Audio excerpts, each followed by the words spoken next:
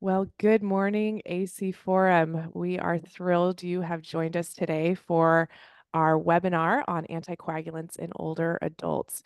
We have an awesome panel today, and we are really excited to share with you some pearls and tips about how to care for our older adults who are on anticoagulants. Next slide. So here is our lineup today. For panelists, we have the great Dr. Margaret Fang. She's from UCSF in the Division of Hospital Medicine, and she is currently the professor and division chief there. She's the medical director of the Anticoagulation Clinic at UCSF. We also have Dr. Anna Parks. She's an assistant professor and the director of thrombosis. She's faculty at the Center of Aging and Division of Hematology and Hematologic Malignancies at the University of Utah School of Medicine. Our wonderful presenter today, the Allison Burnett. She is our AC Forum president, and she's the lead pharmacist of inpatient antithrombosis stewardship at the University of New Mexico Health Sciences Center. She's also an associate adjunct clinical professor in the College of Pharmacy, and we're really pleased that she's going to be sharing with us today. For moderators, we have Arthur Allen, a pharmacist, member of the Anticoagulation Forum Board of Directors, and the Anticoagulation Program Manager at the VA Salt Lake City Healthcare Center system. And then myself, Andrea Van Beek. I'm a nurse practitioner in the Anticoagulation and Thrombosis Service at Visalia Medical Clinic, Adventist Health Physicians Network. Our discussion today is going to be broken up into about 3 parts. We are going to field questions between each section, and so we're really eager to hear your questions. We have some pre-submitted questions, but we would love to have your questions as well. So please feel free to enter those in the Q&A box, and go ahead and take it away, Allison. All right. Well, thank you so much, Andrea. It is an honor to be here. And I want to thank Drs. Fang and Dr. Parks for being here. They have done a lot of work in this area, including a lot of projects together. So I think we're in for a very fun and informative session.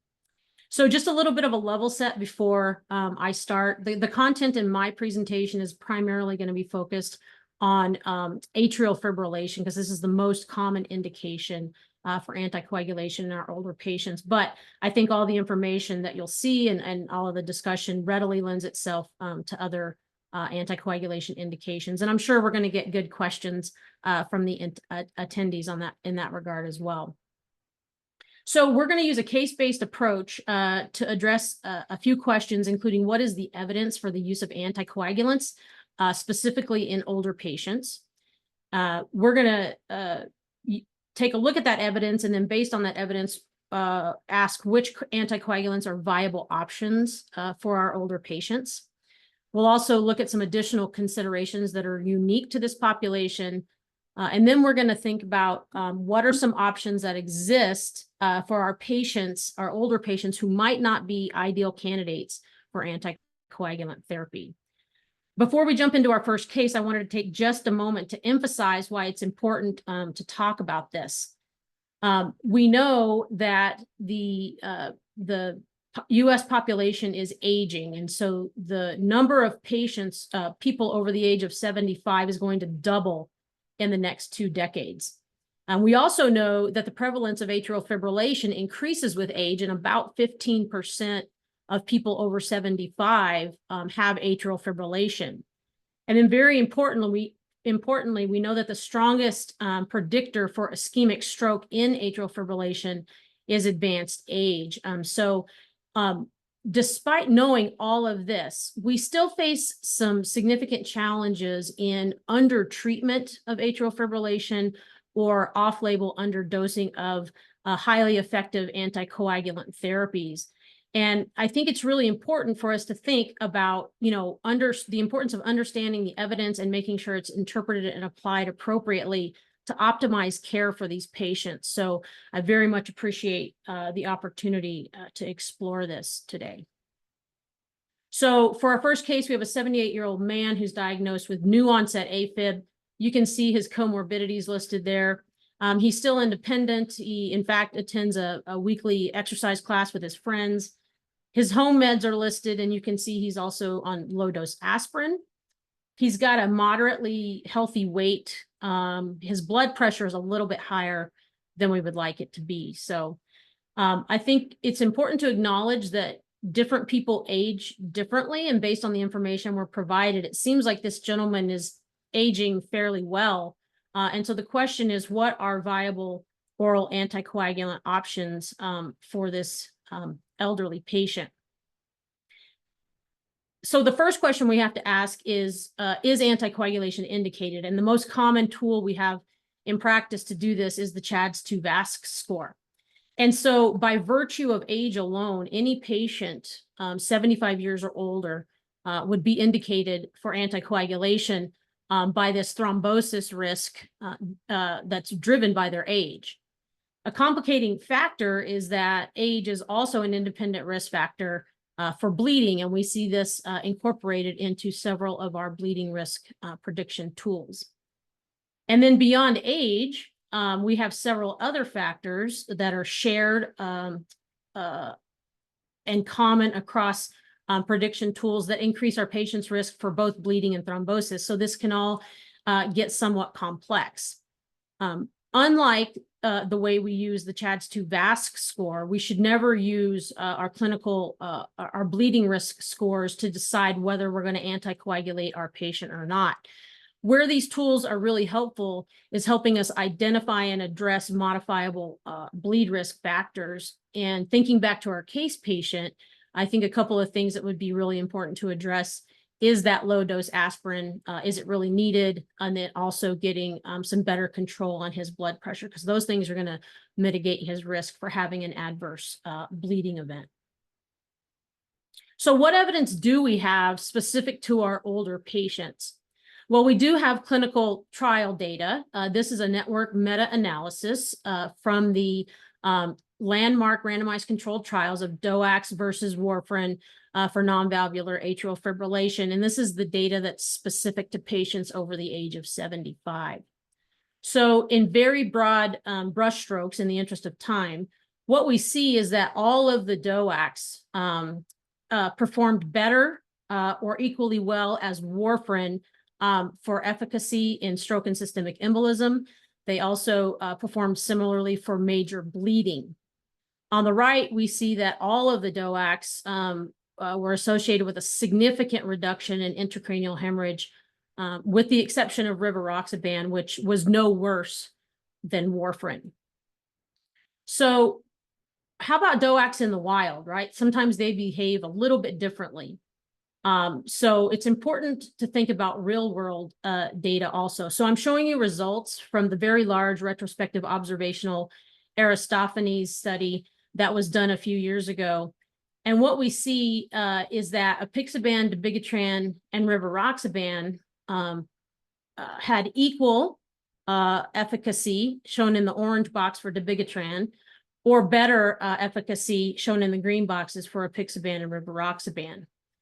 And then when we look at major bleeding along the bottom of the table, again, we see that the DoACs are providing equal safety or better safety, with the exception of rivaroxaban, which had higher rates of major bleeding compared to warfarin in the oldest strata of patients over the age of 80. So this type of retrospective observational data, I think we're all aware, is has a lot of inherent limitations, but it can be informative, particularly when it points in a similar direction to the clinical trial data. And I think that's what we're seeing here, is that the DoACs seem to provide similar and consistent efficacy profiles, but they may have some differences in their safety profiles. And this is important to consider and take into our discussions with patients as we're going through the shared decision-making process and deciding on an anticoagulant.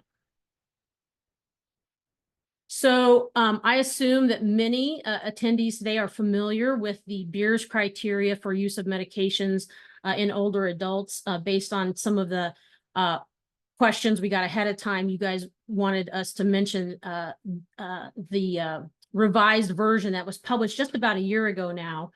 And when that publication came out, a lot of clinicians, including myself and many of my colleagues at the Anticoagulation Forum, we were somewhat surprised to see that the top line recommendation for rivaroxaban had been changed from use with caution to a strong recommendation to avoid for long-term treatment.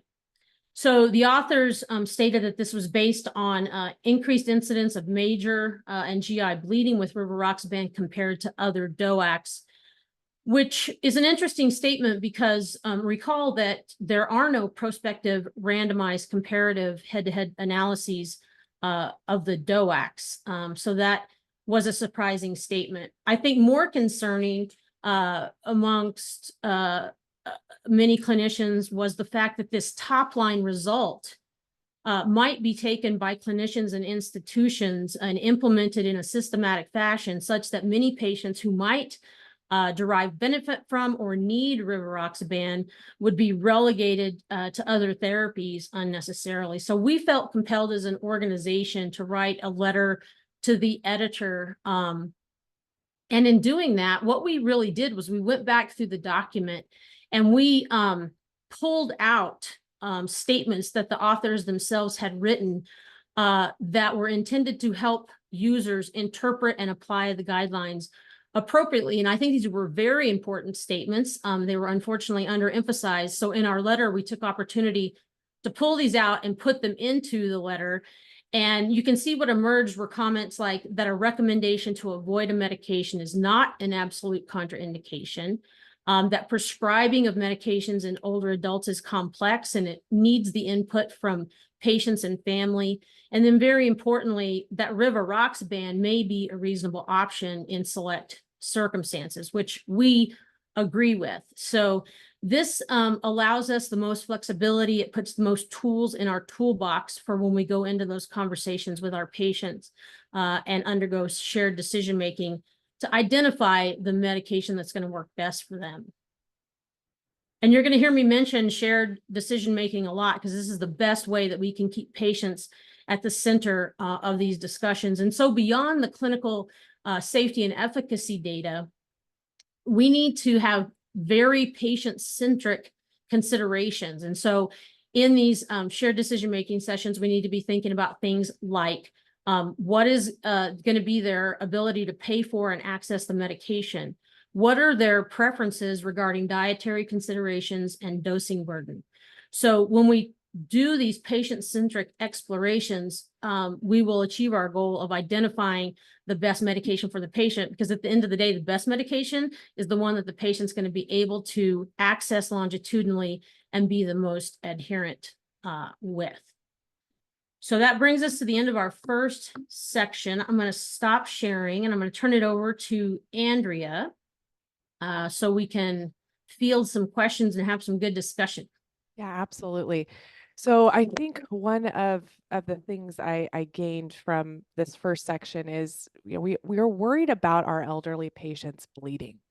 That seems to be the major concern of putting a patient on an anticoagulant. And as they get older, we worry about them, bleeding. And it's a terrifying situation for our elderly patients. And so I thought about that DoAC bleed risk score, and we're seeing more and more come out about antiplatelets and NSAIDs, and how can we mitigate bleeding for these patients. So I'm curious if Dr. Fang, Dr. Parks, if you can just share a little bit about your experience and what we know about de-escalating or getting patients off these antiplatelets or NSAIDs and how that may improve their risk of bleeding. Maybe Dr. Parks, you could go first. Sure. Yeah, I mean, I think, Allison, you brought up a great point that the bleeding risk scores, unfortunately, despite a lot of effort on the behalf of the creators, they unfortunately have pretty limited predictive ability, although some of the newer scores seem to be a little bit better, but they're really great for identifying the easily modifiable risk factors. And antiplatelet therapy is one of the highest yield interventions that we can do. If people who are on concurrent anticoagulant and antiplatelet therapy, I'm sure many folks attending note, it increases your risk of bleeding by about two times the risk. And then as many people know, especially for primary prevention, aspirin has really fallen out of favor for basically all indications. So it's no longer recommended for primary prevention. There's a great group out of Michigan, led by Dr. Jeff Barnes, who I know is well known to AC Forum, and Jordan Schaefer as well, who's there. And they've done a lot of important work in the Michigan system on this topic, essentially showing in kind of broad strokes that it is feasible to deprescribe antiplatelet agents, although certainly it involves time and attention. Both on a systems level and on an individual basis. And I think Arthur has worked on this too with DoAC dashboards and things like that. So I think this is a good example of where, the landscape of thrombosis and anticoagulation stewardship is changing, where as warfarin, the prevalence of warfarin is changing, but there's still a huge role to be played for folks with expertise in anticoagulation to have the time and energy and sort of a systems level, high level view to implement these types of interventions. Certainly. We appreciate that. There is a lot of work being done, and you mentioned Dr. Jordan Schaefer, and he's GI, and we think about gastroprotection. Dr. Fang, could you touch a bit on gastroprotection in elderly adults? Like, are there considerations, especially with our elderly adults, with the risks and benefits of gastroprotection versus not offering that? So gastroprotection, such as proton inhibitors, we oftentimes use it when you have exceptionally high bleeding risks from the GI system, like combination antiplatelet and anticoagulant therapy.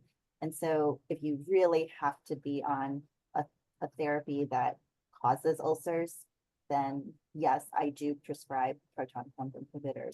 Or in other situations like chronic steroid use, and there are some other medical situations. I think the preemptive gastroprotection on just single oral anticoagulant is a more nuanced, especially if someone hasn't had a prior history of peptic ulcer disease. And this is an area that I'm very excited to see some better trial data to see is the potential downside of PPIs, which we know have been associated with other adverse effects and other medical conditions like pneumonia, if that outweighs the potential benefits in terms of reduction in bleeding. So I don't know of that robust data. Maybe Dr. Parks, you're aware. We have more to learn. Yeah. More to learn. There are some out of University of Michigan and VA data is Jacob Kurlander works with that group, is a GI doctor. He's published some work on this. There's a score called the TUNA-2 score that he presented at Anticoagulation Forum that I think is probably the best thing out there to help identify patients who would benefit from gastroprotection. It's not specific to anticoagulation therapy, but it crosses over a lot with antithrombotic therapy. And I do think that overall with this discussion that, looking at patients' age or frailty and focusing on that causes us to avoid the other modifiable opportunities. We want to be able to favor the thrombotic risk, but all we see is the anticoagulant, and we don't take off the blinders and say, but wait, why is he on aspirin? But wait, why is this 90-year-old using an NSAID, and so on. So I think that our efforts, if we wanted to really get at safer use of these medications, our efforts have to broaden to look at the whole picture. Absolutely. Absolutely. All right. One other question that I thought of with relation to this discussion, especially with the Beers criteria and the warfarin avoid as initial use. And so we know we're not reaching to warfarin like we used to. We're reaching towards those DoACs, but perhaps Dr. Parks, if you could just comment on patients when you would reach for warfarin as your initial user, because of their patient-specific circumstances, but also considering, that they're elderly, if it is an elderly patient. Yeah, of course. And I think this is where the Beers criteria, reading that fine print is super important, because we all know that in the real world, there are just cases where it's the best option or the only option. So of course, there are certain clinical scenarios, very high risk, for example, triple positive APS or antiphospholipid syndrome is a great one, though of course that's rare. And, this discussion is mainly focused on atrial fibrillation. The time where I see this come up the most, to be honest, is when it's a cost barrier. The other clinical circumstances where I sometimes consider it are if I'm actually worried about adherence for whatever reason, because it is, more we can monitor, it has a longer effect. So it does come up, that's probably the two most common. And then there are certain patients who actually prefer to be monitored. And so I've had that come up several times too. And then the last thing I'll say is, there are emerging data that the pharmacokinetics and pharmacodynamics of DoACs are different in the very elderly. And so even though we know from these large data sets that potentially they have better safety outcomes, I think it makes sense from an intellectual standpoint for some of these patients to want to be monitored. So I think those are the cases in which I consider it. I don't know, Margaret, if you have other thoughts or other clinical situations. It's just to reinforce that, running an anti-coag clinic, I thought once DoACs were available that everyone would just drop their warfarin, go to a DoAC. And I was surprised that a lot of our patients, they really like the wraparound, the medication reconciliation, the regular check-ins that are part of an anticoagulation management service. So people wanted to stay on warfarin. And so I know this question is about what do you do for initial therapy, but I will also say for people who've been well managed on warfarin, and we might get into this later, I keep them on it. I don't try to switch them off of it unless there's a compelling reason. Yeah, and that actually does lead us to our next section. Allison, do you want to take it away with our conversation about frail AF? You bet. You bet. Let me get my slides pulled back up here. Great discussion. All right. Okay. Whoops. Stand by. All right, here's our second case. We have an 82-year-old woman who's on warfarin for atrial fibrillation. She's brought into the anticoagulation clinic by her grandson, who reports that she's increasingly reliant on others for help with her ADLs, including transportation to medical appointments because of poor vision, decreasing stamina, and also worsening cognition issues. And it's noted that she's had an appreciable weight loss since her last visit. In clinic today, her INR is 1.8 and overall her TTR is 53%. So the grandson asks you about another blood thinner he saw on TV that is easier to use. And he asks if this might be an option for his grandmother. So clearly this patient is different than the patient from case one, right? Like she is far less robust. In fact, we would consider her frail. And so the essence of this case is what are anticoagulant options in frail elderly patients? And I think it helps to just understand what frailty is. And so this is an increasingly recognized geriatric syndrome that leads to increased vulnerability that's due to age-associated declines in patient reserve and physiologic function, and also diminished resilience in the setting of acute and everyday stressors. Frailty is present in a large proportion of atrial fibrillation patients, and it has been associated, as Andrea mentioned, with worse outcomes compared to non-frail patients. So it's not surprising that it's often implicated as a leading cause of undertreatment of atrial fibrillation. Now, frail patients weren't explicitly excluded from the landmark randomized controlled trials comparing DoACs to warfarin, but it's possible that they were underrepresented if the investigators were hesitant to enroll them in the trial and expose them to anticoagulants. So I think an important thing for us to think about is, do the benefits that we see with DoACs in non-frail patients hold true for frail patients? And if so, is there benefit in switching our patients that are still on warfarin over to a DoAC? And this was formally explored in the Frail AF clinical trial that many of you wanted to discuss. So this was an open label randomized controlled trial conducted in 8 thrombosis clinics in the Netherlands.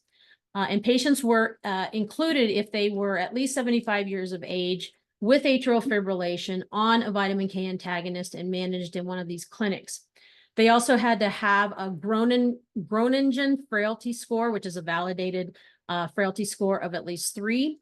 And they were randomized to either continue the vitamin K antagonist or they were switched to a DoAC. And it's important to note that the DoAC choice wasn't individualized and it wasn't randomized. That was left at the discretion of the provider.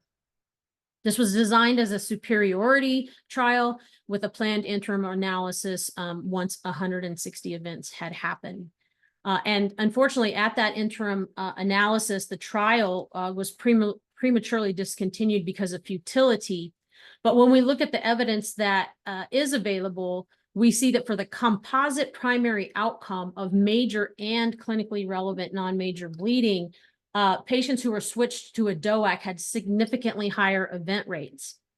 What's interesting is if you look at these outcomes individually, we see that clinically relevant non-major bleeding was a key driver here and achieved statistical significance. But major bleeding on its own was not statistically significantly increased. And then very importantly, other outcome events such as thromboembolism, stroke of any kind, and all-cause mortality, there was no difference. And so it's reassuring that overall these results largely mirror the results from the landmark clinical trials. If we drill down on the types of bleeding events, we see major bleeding was really concentrated in the GI tract and no appreciable differences in other critical sites. And you can see the type and location of the clinically relevant non-major bleeds highlighted here. So a couple of limitations with this trial that I think are worthy of commenting on, and hopefully we'll have some discussion, is that obviously it was underpowered because it was stopped early. Again, the DoAC choice was not individualized, and about half of the patients were prescribed rivaroxaban, and this may have impacted outcomes. We also don't have any information on DoAC dose adjustments, which could have also impacted bleeding rates. And we don't have time and therapeutic range for the VKA patients, but given the setting of the Netherlands where they do warfarin really, really well, it's likely that the TTR was very high, and hard to say if that's generalizable to other parts of the world. So I think, you know, there's enough limitations that it just precludes us from drawing any firm conclusions between patients who continued on warfarin or those who were switched to a DoAC. I agree with Margaret that if it's intuitive, if you have somebody who's done well on warfarin for a long time and they're stable and they don't have TTR issues, I don't think that there's any impetus to change that patient, but that's different than the patient in our case, right? She's got transportation challenges. She's got a very low TTR. And so I think it's, a shared decision-making session to talk about a switch is very reasonable. And Dr. Lars Wallington wrote a very helpful editorial for the Frail AF clinical trial. I would encourage you to read that. He does a phenomenal job of not just breaking down the trial, but also he provides some really great constructs for shared decision-making conversations with the patients who are considering a switch. And he emphasizes that we need to share with patients that if they switch from warfarin to a DoAC, that might be associated with similar benefits in regards to major bleeds like intracranial hemorrhage or ischemic stroke or mortality, but there may be an associated higher rate of gastrointestinal bleeding. So the patients that are considering this really need to weigh those potential gains of a simpler treatment against the potential increased GI bleeding. And he emphasizes that the most important point, of course, is maintaining adherence to an anticoagulant over the long term, whether that's warfarin or whether that's DoAC. And I think that's really good advice. All right, so that's the end of section 2. Let's open it up for discussion. Yeah, absolutely.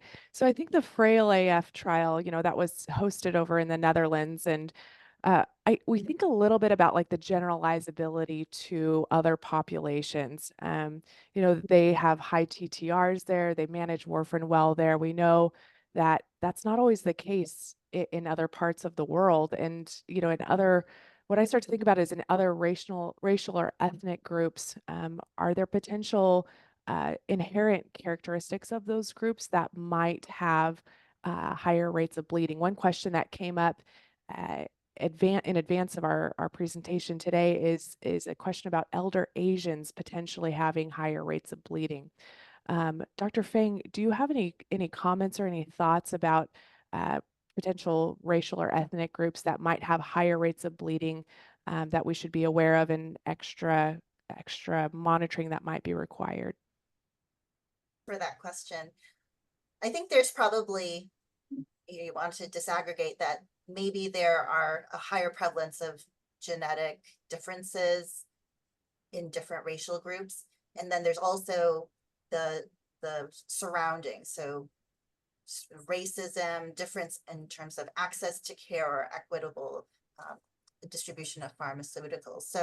So the question about, do Asian people in the Asian race, East Asian race specifically, have higher bleeding rates?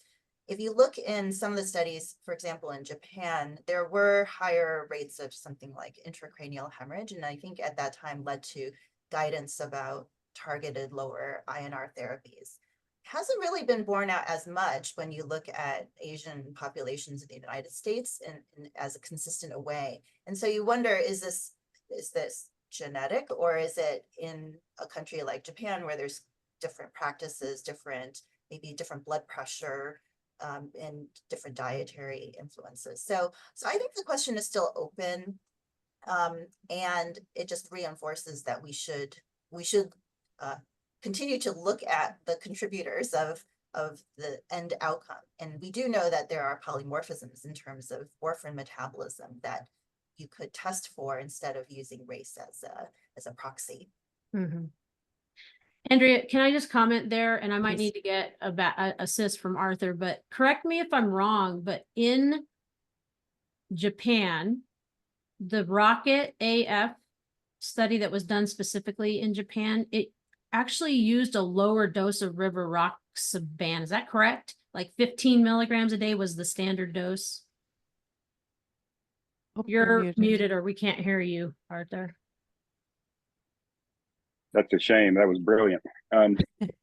Yeah, so it's 15 milligrams the standard dose, and 10 is the renal dose in Japan, which is different.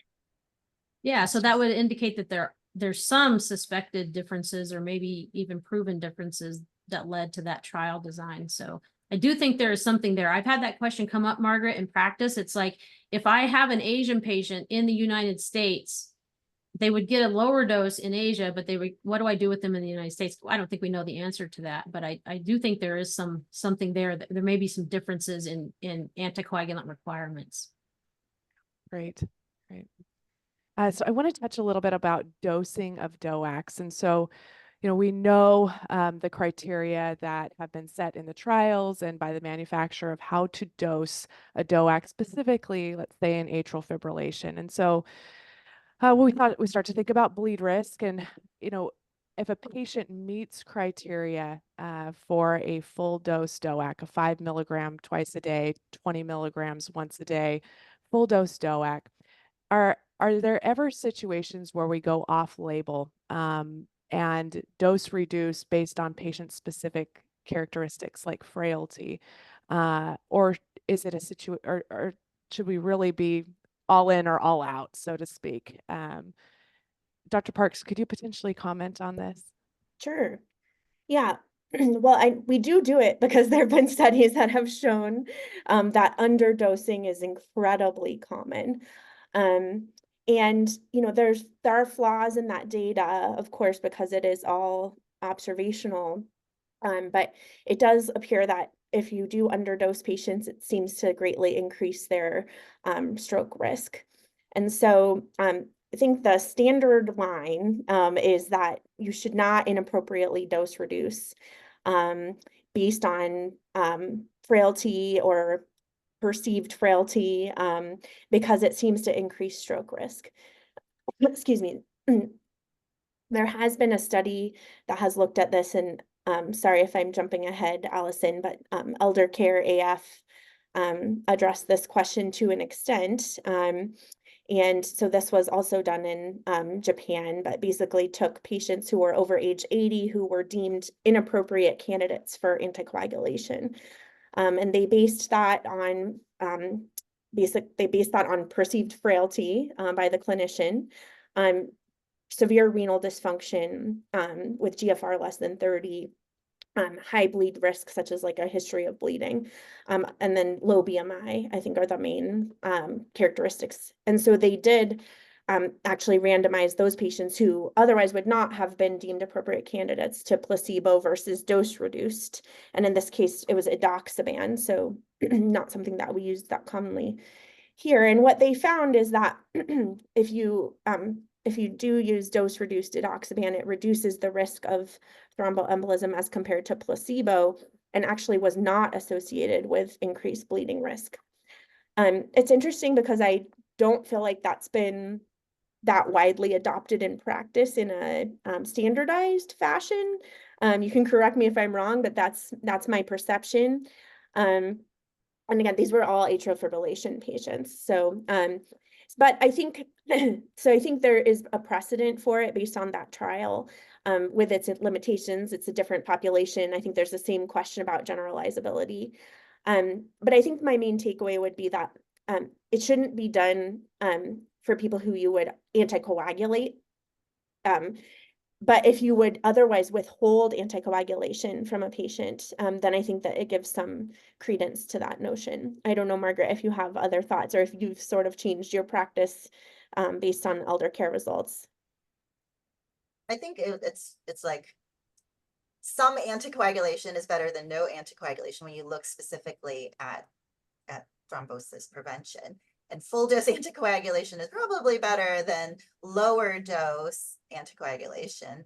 And so I agree essentially with that, and yet I think the high prevalence of underdosing, deliberately underdosing or off-label underdosing, it speaks to the clinician's fear that there's something unique about this person in front of me, and it probably does reflect intrinsic fear and hopefully shared decision making.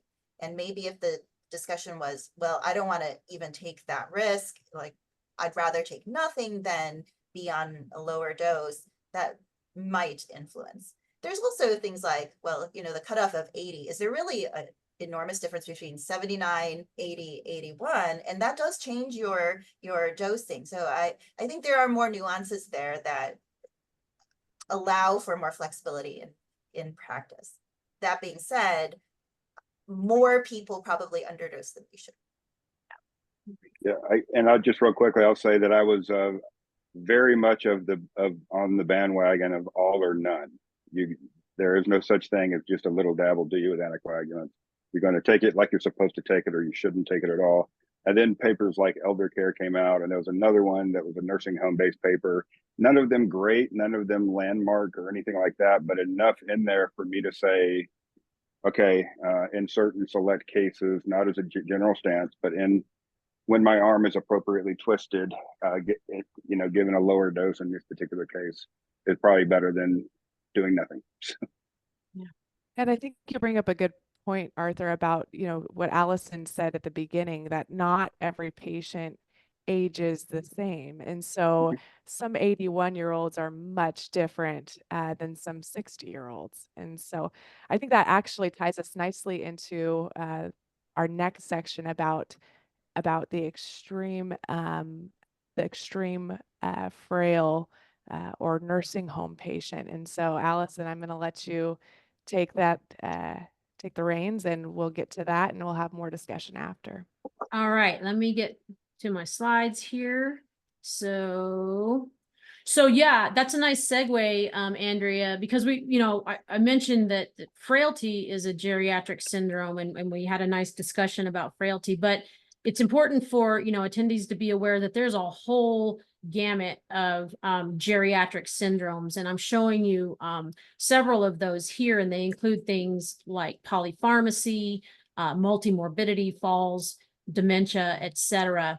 And all of these can impact the ways we approach our patients and the way we manage them, and also their outcomes.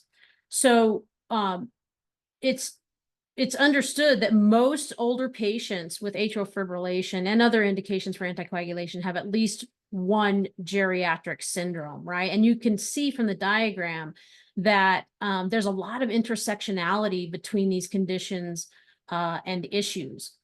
And it's been shown in recent publications that the higher the number of geriatric syndromes that a patient has accumulated, the lower the odds that they will be on an anticoagulant. So this gets to Margaret's point that clinicians are always kind of implicitly judging these factors in when we're deciding on whether we're going to prescribe anticoagulation or not.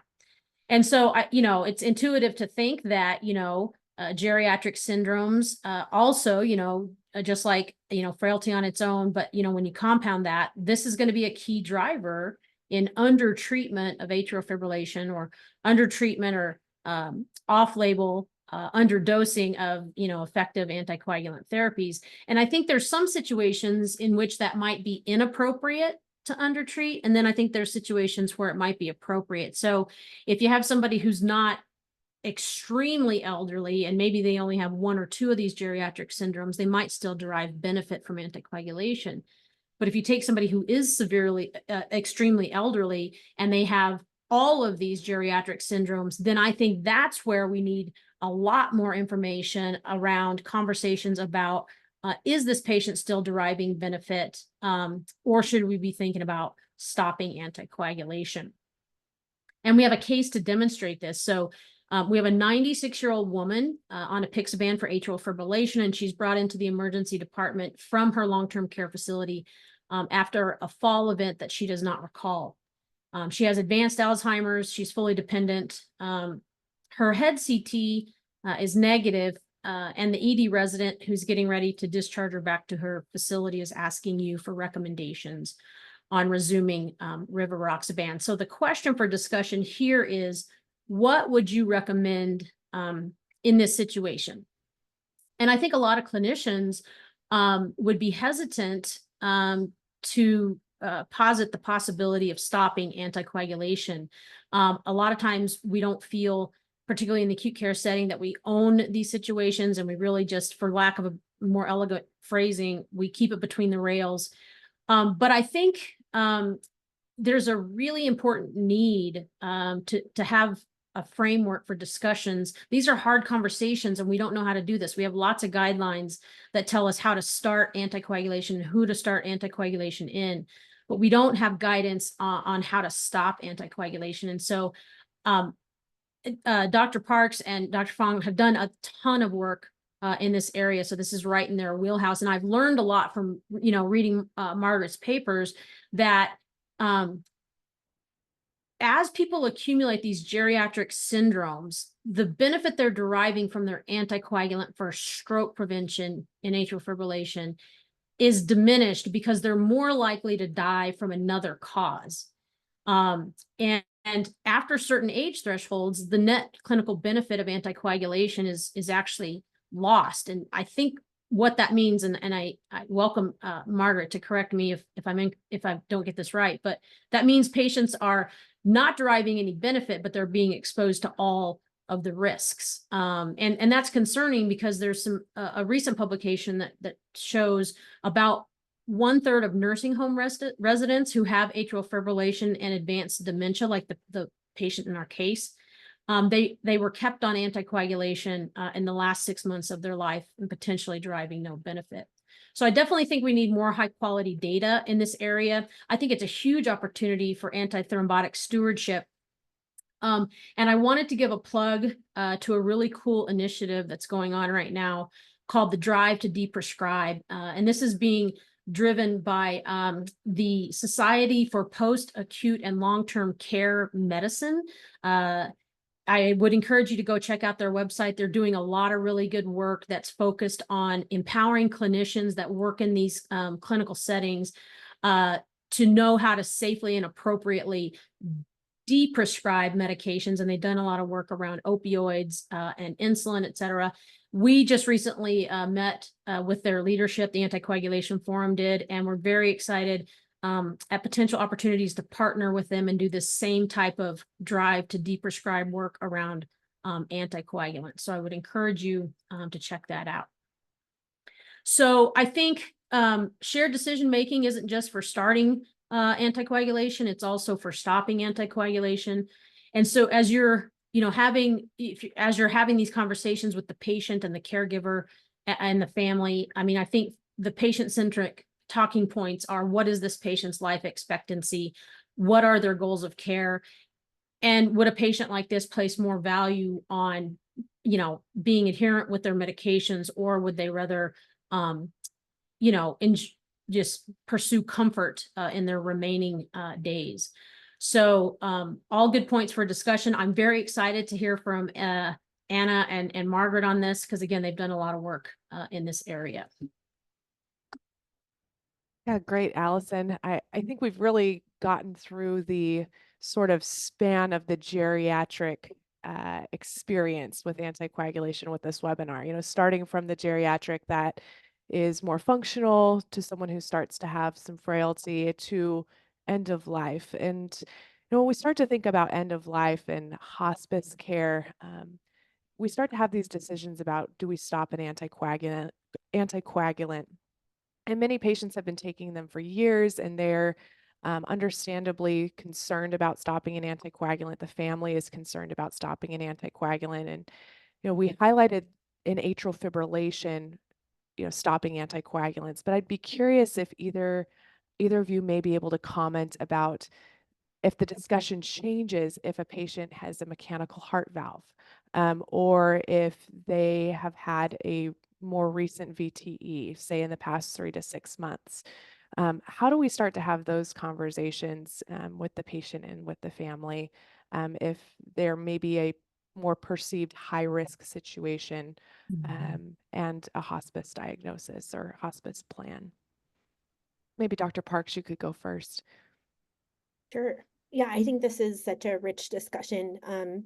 So I think what you've highlighted is that as people age and they accumulate comorbidities, if you tried to implement every single clinical guideline that applies to them, they would never do anything except take medicines and go to the doctor.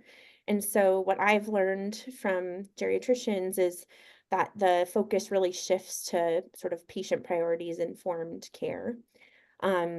And so just as you were highlighting, it involves a discussion of, what their goals are for their remaining time.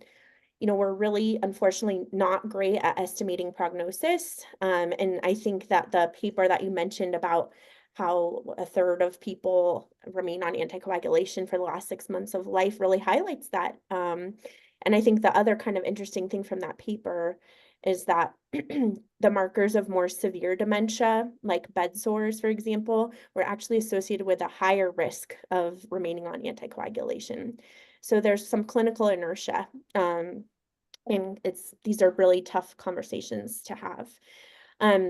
The specific situation, so as people get towards end of life, though, I think most people would agree that the focus shifts from preventing future events like stroke to symptom palliation, and other goals that the patient may have. So you might, I'm always surprised when I talk to patients that, they may have very limited life expectancy, but their main goal is to make it to their grandson's graduation. Then that's really going to change what I'm going to do, because of course, with a mechanical heart valve, a major stroke would prevent them from achieving that goal. With VTE, now, again, this is a very understudied area as compared to, well, it's all understudied, but VTE, I think, is much less well described. And I think the real issue with VTE that we sometimes face is that there are potential symptoms that could impact quality of life. So I struggle with these cases as well. There's been some data that looked at actually patients discharged to hospice and it's like 10% go out on anticoagulants, and you think that's crazy. And a large percentage of those are for people who were actually started on an anticoagulant in a hospital right before discharge to hospice. But if you look at the underlying diagnoses, most of them are for VTE. And so the idea being that there may be some palliation. So that's a long-winded way of saying that this is all about individualization of care. And you know, that takes a lot of time. But it's worth it because I think all of us care about titrating whatever interventions we can to help patients achieve their goals. But I think as people age and accumulate these deficits, the net benefit that we're used to thinking about in a younger, healthier population, where it's really just weighing thrombosis versus bleeding, it has a lot of downsides and doesn't really apply in the same way. So I think it really needs to be kind of reconfigured for this population. Yeah. I think too about provider comfort of having these conversations. Like, these are hard conversations to have. I'd be curious, Dr. Fang, if you could maybe walk us through how you might have this conversation with a patient or family of, you know, how do you bring it up? How do you go through the conversation about potential risks and benefits of continuing versus stopping? And like, how can we elegantly have this conversation without making it feel like you're removing a therapy that a patient is quite attached to? Highlights the importance. So there's new initiatives, something like the age-friendly health system, which the ideal time to have these conversations isn't at the crisis moment when they come to my service in the hospital or in the ICU.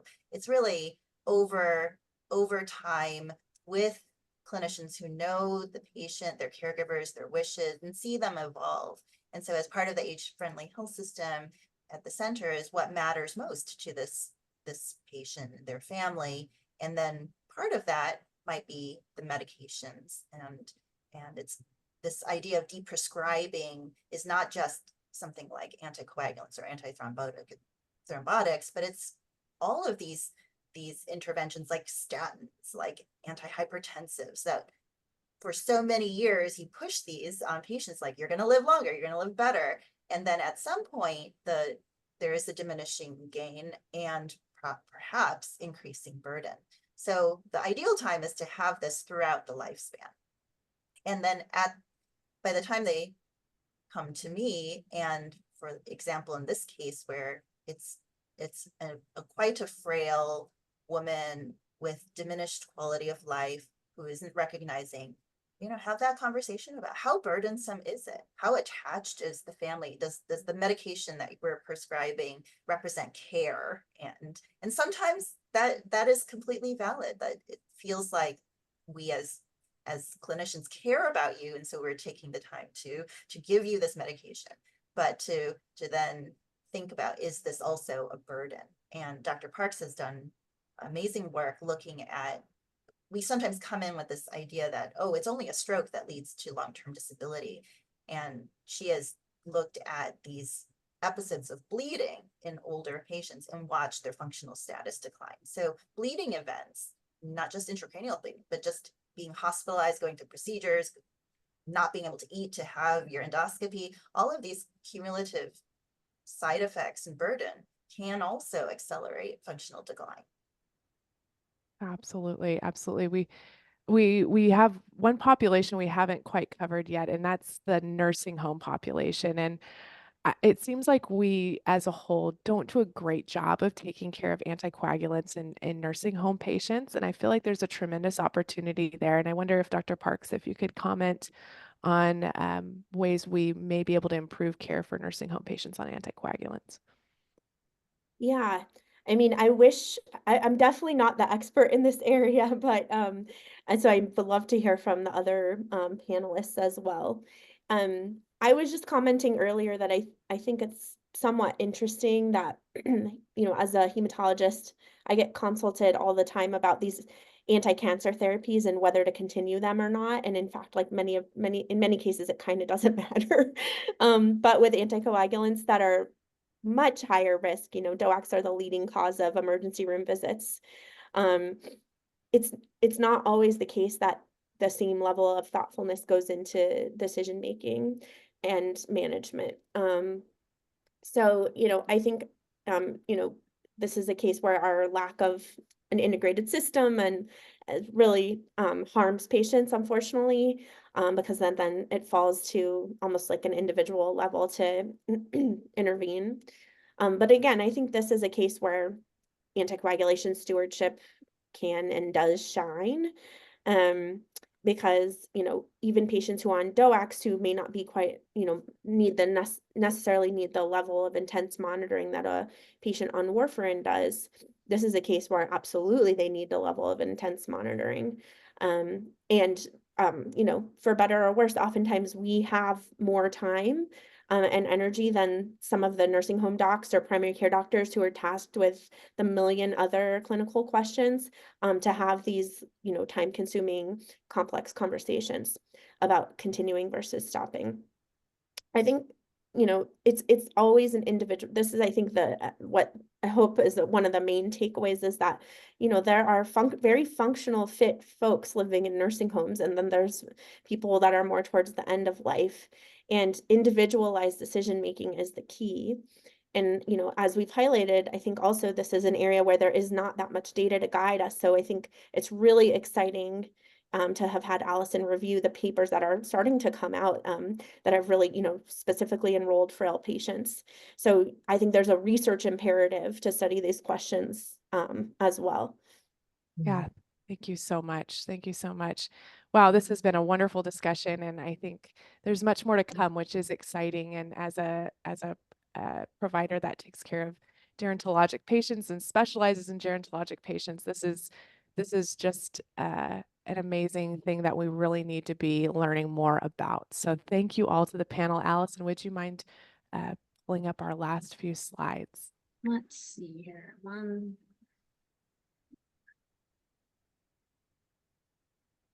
Perfect. Okay, yes. So thank you so much to our panel, to Allison, Margaret, Anna, and Arthur. Thank you for being here today. Thanks for sharing your expertise. We've got a few last things to share with you. March is Blood Clot Awareness Month. We've got just a few more days left, but there's many ways you can participate in Blood Clot Awareness Month. You can watch the interview of our AC Forum board member, Jeff Barnes, on the Today Show. You can listen to NBCA's podcast series. You can participate in patient education events at Stop the Clot. You can review our webinar on the impact of blood clots on women's health. AC Forum was World Thrombosis Day 2023 Activity of the Year as part of our partnership with ISTH. And so we encourage you to visit ISTH Academy for more content on women's health and thrombosis. We've got a April webinar coming up. We're going to be talking about andexanet alpha for the reversal of factor 10A inhibitors, and we're going to cover the recent trial that has come out.